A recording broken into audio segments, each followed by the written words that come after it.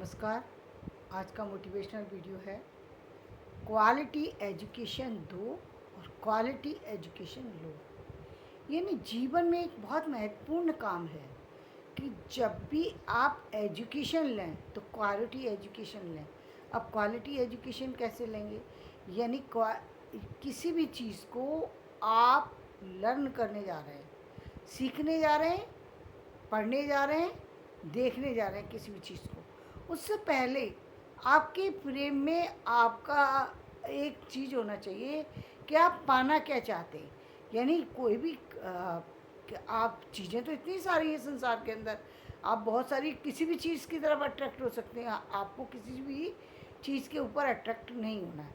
पहली बात तो यदि आप स्टूडेंट हैं तो आपको कोर्स से रिलेटेड जो बुक्स हैं उन पर सबसे ज़्यादा फोकस्ड हो जाना चाहिए, क्योंकि कोर्स की बुक्स आपके लिए जीवन भर काम करेंगी।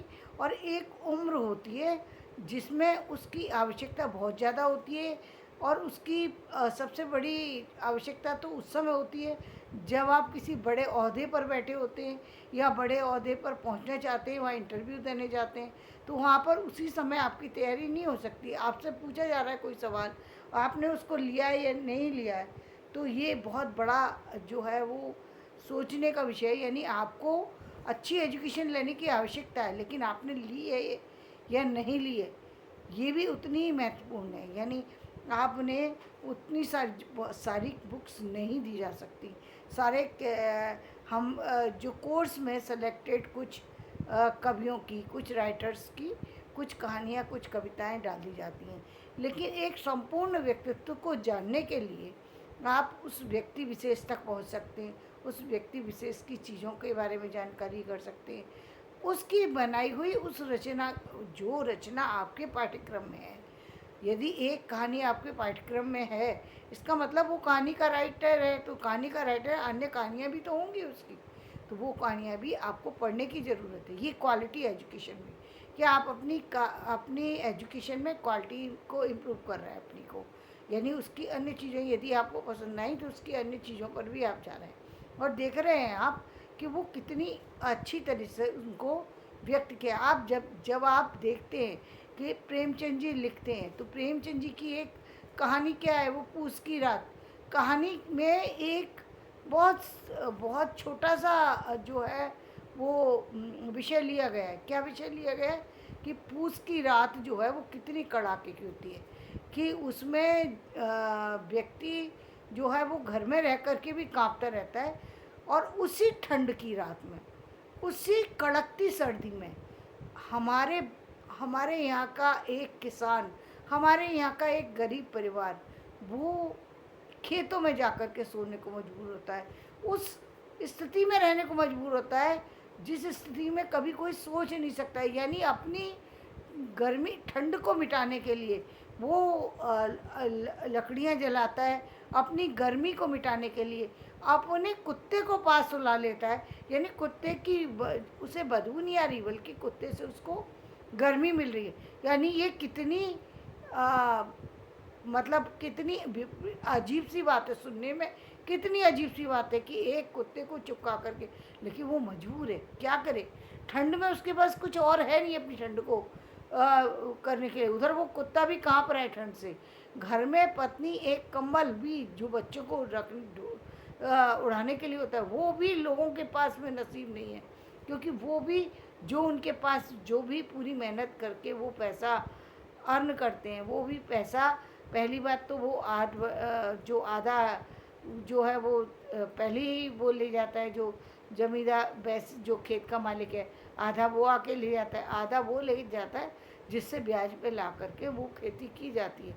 यानी किसान हर स्थिति में सब काम करके भी इतनी इतनी लाचारी और इतने अभावों की ज़िंदगी को काट रहा होता है कि जिसके बारे में सोच नहीं सकते। और यदि उसमें से कुछ बच भी जाए तो उसको ये सोचना होता है, यदि दोनों को देने के बाद भी बच गया तो उसको ये सोचना होता है अगली बार फसल लगाएगा तो वो उसी में से पैसे निकालेगा।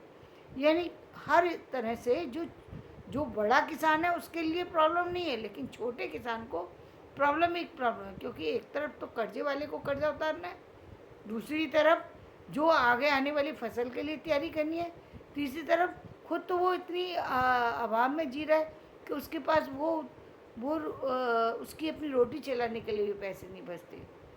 तो मेहनत, कड़ी मेहनत के बावजूद भी उसके पास कुछ बच नहीं पाता। स्थिति इतनी इतनी ज़्यादा खराब है कि पूस जैसी ठंड की रात में उसको खेत की रखवाली करने जाना पड़ता है।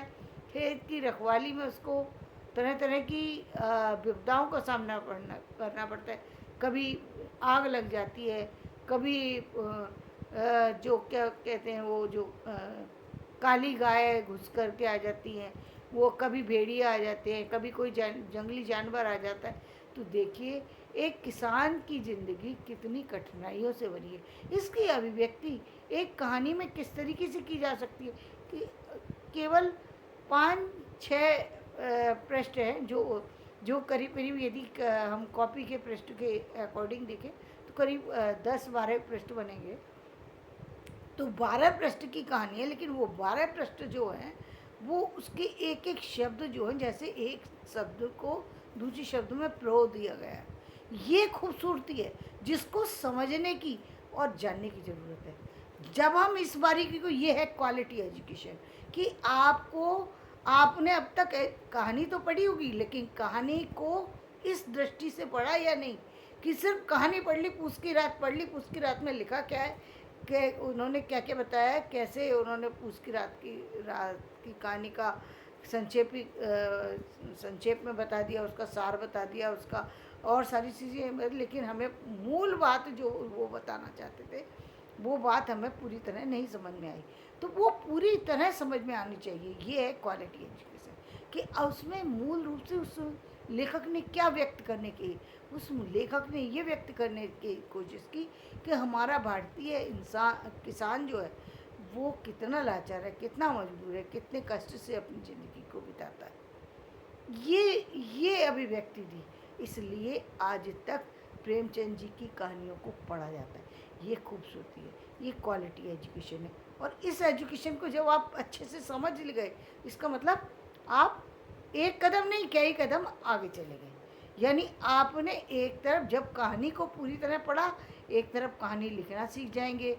अपने आप ही आपको उसका सार समझ में आ जाएगा, उसकी भाषा शैली समझ में आ जाएगी, भाषा शिल्प समझ में आ जाएगा, उसका कथोपकथन समझ में आ जाएगा कि किस तरीके से उसका कथोपकथन है, या उसकी कथा है, या फिर उसका जो हम कहेंगे कथानक क्या है, वो आपको समझ में आ जाएगा। उसका शीर्षक उससे कैसे जो है मेल खा रहा है, किस तरीके से शीर्षक को बनाया जाता है, सारी चीज़ें एक ही कहानी को सही ढंग से पढ़ा और आपको समझ में आ गई। ये थी क्वालिटी एजुकेशन। अब हम इस क्वालिटी एजुकेशन को, तो इस तरह की क्वालिटी एजुकेशन आपको लेने की ज़रूरत है। यानी आप यदि स्कूल के स्टूडेंट हैं तो आपको कोर्स से रिलेटेड जो चीज़ें हैं उनसे, या मान लीजिए साइंस की लेते हैं तो इसी तरीके से साइंस का हो या आर्ट्स का हो या किसी भी सब्जेक्ट को, इसी तरीके से हमें उन सब्जेक्ट की बारीकियों में जाने की ज़रूरत है। तो ये हुई क्वालिटी एजुकेशन का एक पक्ष। अब हम यदि हम क्वालिटी एजुकेशन लें और क्वालिटी एजुकेशन दें तो देने की स्थिति क्या होती है। अब क्वालिटी एजुकेशन जब आप किसी को दें, तो अब मान लीजिए आप किसी बच्चे को कोई क्वालिटी एजुकेशन देना चाहते हैं, छोटा बच्चा है और उसको आप समझा रहे हैं, आपने उसको कौए की जो है कहानी को, स्टोरी को सुनाया, कौए की उस स्टोरी को सुनाया कि जिसमें कौए ने अपनी प्यास को बुझा दिया। अब आप जब उस स्टोरी को पहली क्लास के बच्चे को ही समझा रहे हैं, तो कहानी के, आपको कहानी से रिलेटेड कुछ तो आपके पास एक चाहे चित्र के द्वारा समझाइए, कोई आपके पास कोई जो आजकल जो हमारे पास जो और तरह के जो हमारे पास साधन हो गए, उसके इलेक्ट्रॉनिक साधन जो हमारे पास है, उनके साधनों के द्वारा आप समझाइए। लेकिन एक तो वो चीज़ें होना चाहिए आपको समझाने के लिए। दूसरी बात, आपको समझाना क्या है, आपको पहले तो उस पूरी स्टोरी को सुनाना है, उसके बाद उस बच्चे को उस स्थिति तक पहुंचाना है जिस स्थिति तक वो कौवा पहुंचा, कौवा जो पहुंचा उस कौए के पहुंचने की स्थिति को उस बच्चे को जो है वो समझाना है। कौए की स्थिति क्या है? कौवा बहुत छोटा जीव है और वो जीव पानी की प्यास मिटाना चाहता है अपने की, और पानी घड़े के अंदर है, छोटी हड़िया के अंदर नहीं बता रहे हैं, घड़े के अंदर की बात की जा रही है, और वो भी बहुत थोड़ा है। आप सोचिए, एक घड़ा, चाहे छोटा सा भी घड़ा हो, तो घड़ा कम से कम इतना बड़ा तो होता है जिसमें 10 किलो पानी आ सके।